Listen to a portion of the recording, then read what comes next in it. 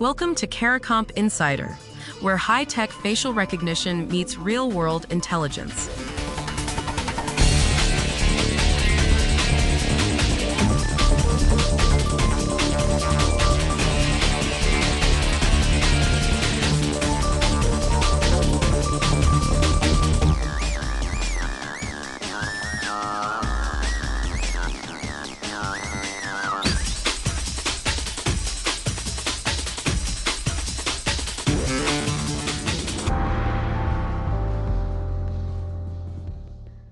$68,000 people in South Africa lost their government grants, pensions, disability payments, child support after a facial recognition system couldn't confirm who they were.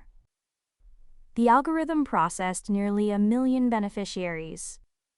And when it couldn't match a face, the money stopped.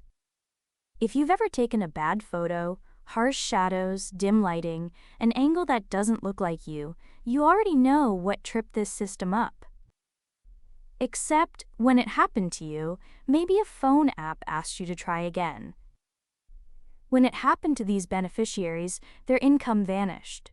South Africa's Social Security Agency, known as SASSA, rolled out biometric verification starting in September of last year. The goal was real: stop fraud, recover stolen funds, make sure grants go to the people who actually qualify. And SASSA says the effort has already clawed back more than 1 billion rand. That's roughly $55 million US. But the system flagged tens of thousands of legitimate recipients along the way. So the question running through this whole story is simple. When an algorithm can freeze income for 68,000 people at once, who's supposed to catch the mistakes before they cause harm? SASSA ran facial checks on just under 1 million grant recipients. Of those, 68,000 ended up suspended. The largest group hit was child support, nearly 38,000 cases. Old age pensions accounted for about 20,000 more. And close to 8,000 were disability grants. Picture who those numbers represent. Grandmothers in rural villages. Parents feeding children on a few hundred rand a month. People with disabilities who depend on that payment to survive. Now, SASSA didn't just flip a switch and cut people off overnight. The agency built in a process. A beneficiary gets notified, usually by text message, that they need to verify their identity. If they don't respond within 2 months, the grant is suspended. After another month, it lapses entirely. On paper, that sounds reasonable. In practice, think about who's receiving these texts. An 80-year-old woman in a rural area with spotty cell service. Someone who doesn't read well. Someone whose phone number changed and never got updated in the system. Missing one SMS can mean 3 months without income, and the person may never understand why. The agency's own numbers tell you the system was sending distress signals. SASSA logged nearly 7,800 complaints tied specifically to the facial biometric system. 7,800. And the agency's explanation for those failures? Poor lighting during the facial scan. Bad internet connections. Missing or outdated records at the Department of Home Affairs. In other words, the technology didn't fail because it was broken. It failed because the real world doesn't look like a lab. Faces age. Lighting shifts.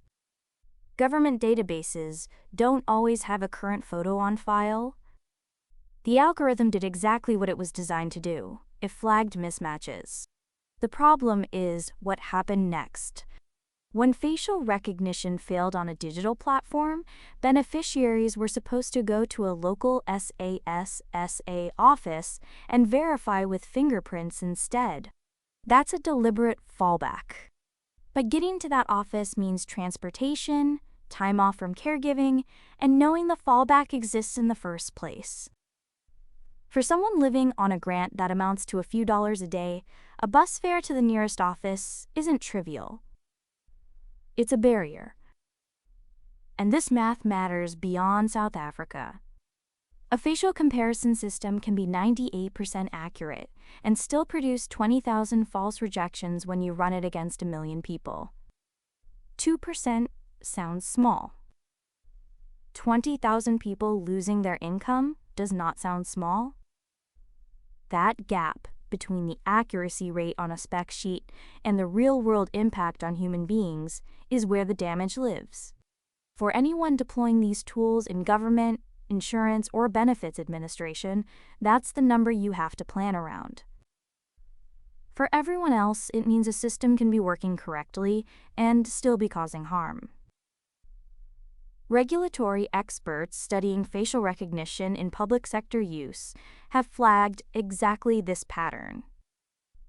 According to analysis published through the Center for Strategic and International Studies and separate academic research indexed by the National Institutes of Health, the core problems aren't just technical. They're structural. Unclear consent mechanisms, insufficient oversight, inconsistent governance of biometric data. South Africa's rollout is outrunning its own safeguards. And it's not alone.